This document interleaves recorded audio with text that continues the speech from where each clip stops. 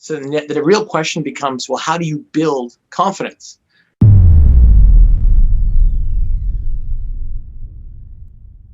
Here's a question for you, Allan, from one of the ladies. I need motivation and to be able to have confidence to walk in the gym. I cannot afford a coach. Okay, so the question is that, let me be clear on the question, is that she wants to build confidence so that way she can get into the gym because she doesn't feel like she can afford a coach? Yes. Okay, cool. So in short, building confidence usually just starts when we look at confidence as a whole. People only get confidence with things that they get good at. I mean, how many times have we ever felt confident about the first day we started driving, or the first day in school or college, or the very first time that you stepped into your new job? You know, there's not a lot of confidence in those moments. There's confident moments, but overall, that's not our most confident times. So when it comes to working out, it's no different. So the real question becomes, well, how do you build confidence? What I usually tell people, and it's worked for me and for all of my students and clients, is start with what you're good at and what you like. So if you're doing something in fitness and it's something that you could enjoy or could learn to enjoy, start with that. You know, some people, for example, they love going into the gym or doing home workouts where they're lifting weights all the time. You know, some ladies love lifting weights, and despite popular belief that, you know, lifting weights builds too bulky of a muscle or Right. muscle, a lot of women will still do it and they'll still enjoy the process. Now, you take that same person, that same female that loves lifting weights at home, and you put her in a CrossFit gym with a whole bunch of other people, maybe she wouldn't like that so much, right? And the opposite is true. Some people love getting into competitive areas like a CrossFit gym, which generally they are competitive because the nature of the workout is to beat the time, do it faster, do it better. There's a lot of tension, but some people love that tension. Now you take them, you move them into a home environment where they're doing a workout over a YouTube video.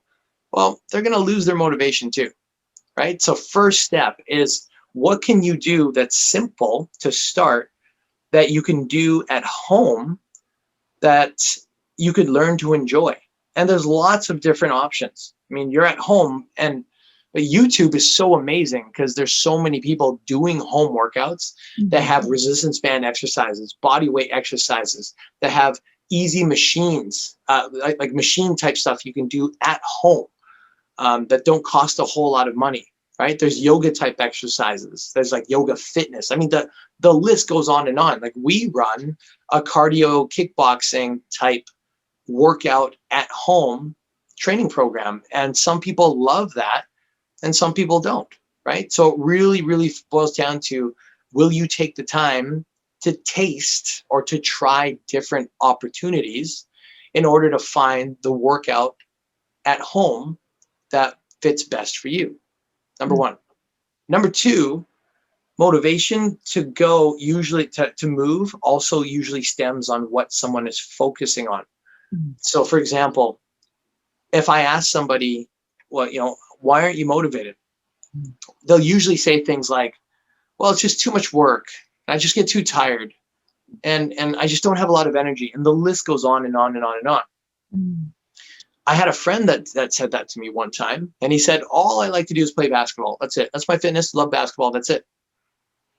And then I hadn't seen him in 5 years, and I just saw him literally 3 months ago, and he had a double bypass surgery for his heart.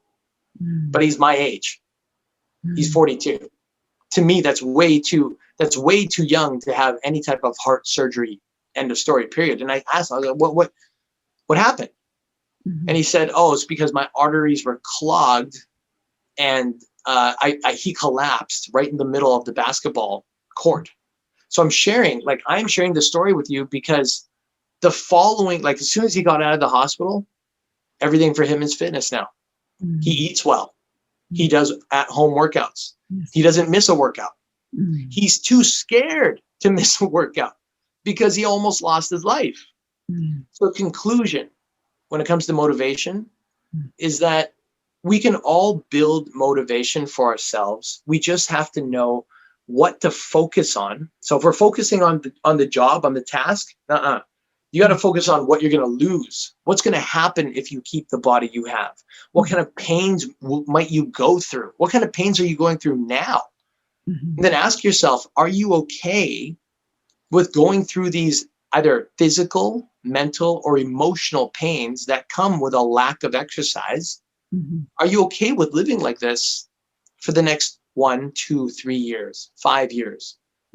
How much worse are you going to feel potentially if you don't start getting this handled now?